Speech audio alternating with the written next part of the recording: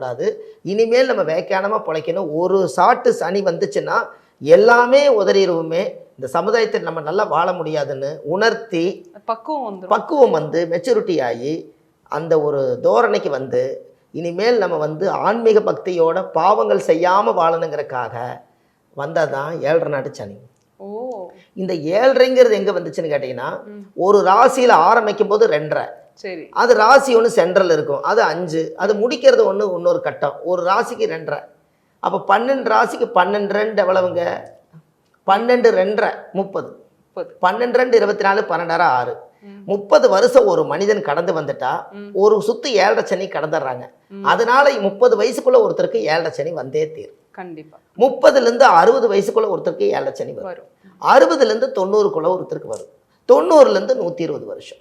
இந்த 120ன்னு ஒரு மனிதனுக்கு ஏன் ஆயுள் கொடுத்தாங்கன்னா, சூரியன் திசை 6 வருஷம், சந்திரன் திசை 10 வருஷம், செவ்வாய் திசை 7 வருஷம், ராகு திசை 18 வருஷம், குரு திசை 16 வருஷம், சனி திசை 19 வருஷம், புதன் திசை 17 வருஷம், கேது திசை 7 வருஷம், சுக்கிர திசை 20 வருஷம்.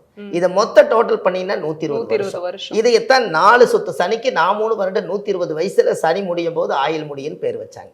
ஓ சூப்பர் சார். சிறப்பு. என்னங்க, அதுதான் அந்த விஷயம். அதான் ஜென்ம ராமர் வனத்திலே சீதை சிறை வைத்ததும், தீதலாதொரு 3லே துரியோதனன் படைமாண்டதும், இன்மை 8 வாலிப பட்டம் இழந்து போனதும், ஈசனா ரூபத்திலே தலையோட்டில் பிச்சை எடுத்ததும், தர்மபுத்திர நாளிலே வனவேசப்படி போனதும், சத்தியமாமுனி ஆற்றிலே யானை காலை தலைவிழ்ந்ததும், உண்மையுற்றிட ராவணன் முடி பண்ணி போர்க்களமாகி எல்லாம் முடிச்சு தான் கடைசியில் வந்து எல்லாத்தையும் கைப்பற்றியிருக்காங்க. இவ்வளவு யுத்தங்களை எல்லாம் தாண்டி தான் அவங்க நல்லா வாழ்ந்திருக்காங்க. அப்ப அந்த காலத்துல ஆயுள்காரகன் சனி பகவான், அதனால ஆயுள் எவ்வளவுன்னு ஒரு மனிதனுக்கு 120 வருஷம் கொடுத்துருக்காங்க. அதனாலதான் ஆதி காலத்துல 120 அப்படிங்கிறத 108ங்கிறது எதுக்கு வச்சாங்கன்னா, ஒரு நட்சத்திரத்துக்கு 4 பாதம். அப்ப 27 நட்சத்திரத்து இன்ட்டு பெருக்கல் 4 108. அதனால 108ன்னு வச்சுக்கிறது, இந்த ஆயுள் மரண பயம் வரும்போது 108 சத்தம் போட்டு போகுது இல்லைங்களா? அதனால இந்த 108வது நட்சத்திரத்தினுடைய பாதம் தான் 108. அதனால லாஸ்ட் எண்டு. ஒரு மனிதனுடைய ஆயுள் வந்து 120. இந்த 120 வருஷத்துக்குள்ள 4 சுத்து 7.5 சனியை எல்லா மனிதனும் பூர்ண ஆயுளோட வாழ்ந்தா 4 7.5 சனி சந்திச்சே தீரும். ஆயுள் இருந்தால். இப்ப 60 வயசுக்குள்ள 2 7.5 சனி கடந்துடுறாங்க. அந்த அதுலயே அவங்க மெச்சூரிட்டி ஆகி 60ஆம் கல்யாணம் பண்ணிட்டு மீதி நான் 60 வருஷத்துக்கு ஒரு யுகம் அப்படின்னா பிரபா விபா சுக்கில பிரமோத பரமசுத்தி ஆங்கிரசி ஸ்ரீமுக பாபா யுவா தாது ஈஸ்வர விகதான்ய பிரமாதி விக்ரம விசு சித்திரபானு சுபானு தாரண பார்த்திவ வியா 20. சர்வஜித்து சர்வதாரி விரோதி விக்ரதி கரா நந்தனா விஜயா ஜயா மன்மத துன்மிகி கேர்விளம்பி விளம்பி விகாரி சார்வரி பிளவ சுபகுரு சோகுரு குரோதி விசாசு பரமவ 40. பிளவங்க கீழக சௌமியா சாதாரண விரோதிகிறது பரிதாவி பிரமாதிச்ச ஆனந்த ராஜஸ் நலா பிங்கள காளையத்தி சித்தாத்தி ரௌதிரி துன்மதி துந்துபி ருத்ரகார அத்தாச்சா குரோதன அச்சயா 60. இது திரும்ப 60. இது மறுபடியும் 60ஆம் கல்யாணம் ஏன் வந்துச்சுன்னா, ஆயில மறுபடி கூட்டிக்கிறக்காக மறுதிருமணம் பண்ணி 60ஆம் கல்யாணம்னு பேர் வச்சு பேரம்பேத்திகளை எல்லாம் வச்சு அவங்க கிட்ட இருந்து இவங்க ஆசீர்வாதம் பண்ணி இவங்க அவங்களுக்கு ஆசீர்வாதம் பண்ணி பாத பூஜை பண்ணி கொஞ்சம் பூஸ்ட் பண்றாங்க. இம்மா நீங்க தம்பதி சகதமா வாழ்த்துற அளவுக்கு தகுதி ஆயிட்டீங்க, ஆனா மருதாளி கட்டி வாழுங்க அப்படின்னு வந்ததே 60. இதுதான் நிறைய கதை சொன்னாலும் இதுதான் சயின்ஸே வருது பாருங்க.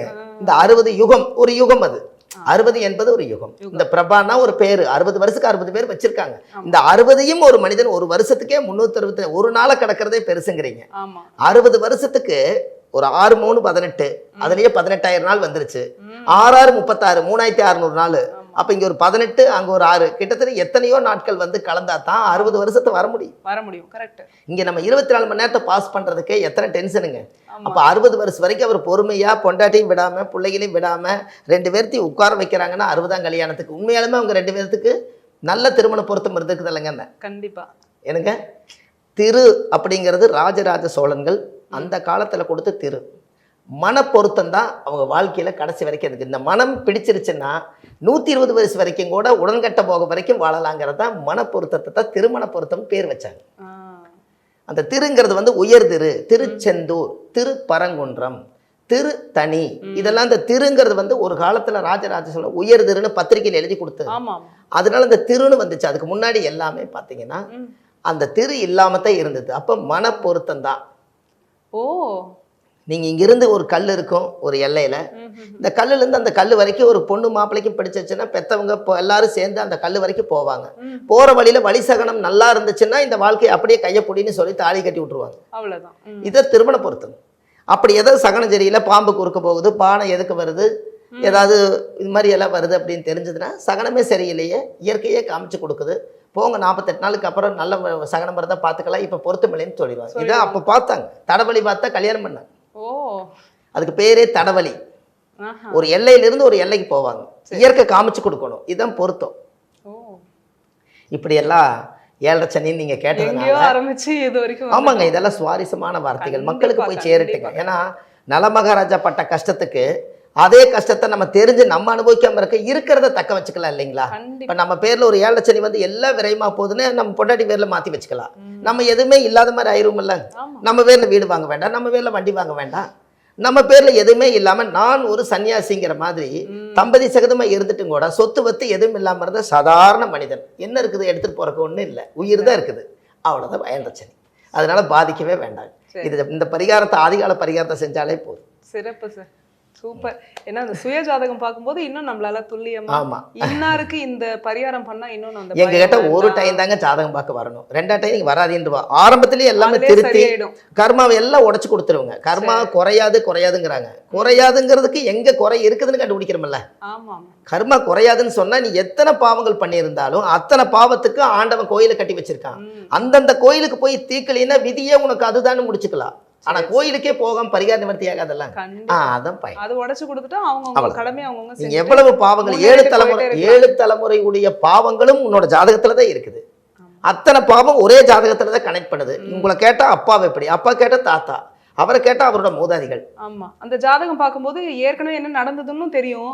இனிமே இது உடைக்கலன்னா என்ன நடக்க போகுது, நடந்த கதையே அவங்களுக்கு ஏற்கனவே தெரியுங்க.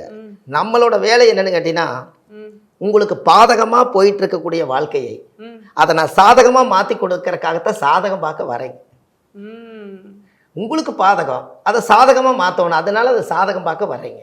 அந்த சாதகம் பார்க்கறதுக்கு ஒரு அஸ்ட்ராலஜர் வேணும். அவ்வளவுதான். சரி, என்ன சொல்றதுன்னு தெரியல. ரொம்ப சுவாரஸ்யமா இருந்தது. ரொம்ப சந்தோஷம். ஆமா, சுவாரஸ்யம்னா அது சுவாரஸ்யம். அவ்வளவு ரொம்ப சந்தோஷம். இயற்கையா வரலாறு நம்ம சொல்லும் போது நிறைய கேள்விகள், இந்த பிராணங்கள் வேணுங்கம்மா. ஏன்னா ஆதாரம் இல்லாம ஆறுதல் இல்லாம மாறுதல் இல்லை. கண்டிப்பா ஒரு மனிதனுக்கு வந்து நம்ம ஜோதிடம்ங்கிறது என்னங்க, சோதிச்சு திடமா சொல்லு. அதனால காலப்போக்குல ஜோதிடம். ஆமா, இதுதான் நடக்குங்க, இது நடக்காதுங்க, நடக்க போகுதுங்கன்னு சொல்லாதீங்க. இந்த தேதியில இந்த கிழமையில இத்தனை மணிக்கு உனக்கு இந்த பிரச்சனை இருக்குதப்பா, நீ வீட்லயே இரு, வெளியில போனா பிரச்சனை வருங்கிறத அதை திடமா சொல்லுங்கிறதுக்காக ஜோதிடம்னு வச்சாங்க. எல்லாத்துலேயுமே இந்த சின்ன சின்ன வார்த்தைகளை சுருக்கி ரத்தின சுருக்கமாக வச்சிருக்காங்க முன்னோர்கள். என்னமோ நம்ம 30 வருஷ அனுபவம் இருக்கிறதுனால இப்போ இந்த நேரத்தில் என்னால் கொஞ்சம் பேச முடியுது. இது வரைக்கும் நம்ம 64,000 வீடியோ உலகத்துக்கு கொடுத்துருக்கோம். அதுவே பெரிய விஷயம் தாங்க. யூடியூப் அந்த காலத்துலேருந்து மக்களுக்காக கொடுக்குறோம். நிச்சயமா இன்னும் நிறைய விஷயங்கள் தெரிஞ்சுக்கணும் சார். நம்ம தொடர்ந்து பேசலாம். இந்த எபிசோட்ல நிறைய விஷயங்கள் சுவாரஸ்யமா சொன்னீங்க. 7.5 சனி, அஷ்டமத்து சனி, கண்டக சனி எதை பார்த்தும் பயப்பட வேண்டாம். நீங்க சொன்ன பரிகாரம் பண்ணாலே நமக்கு ஒரு பயம் எல்லாம் போயிடும். ஆமாங்கம்மா, கண்டிப்பாங்கம்மா. மிக்க நன்றி சார். இதில் ரொம்ப சந்தோஷமா. நன்றிம்மா.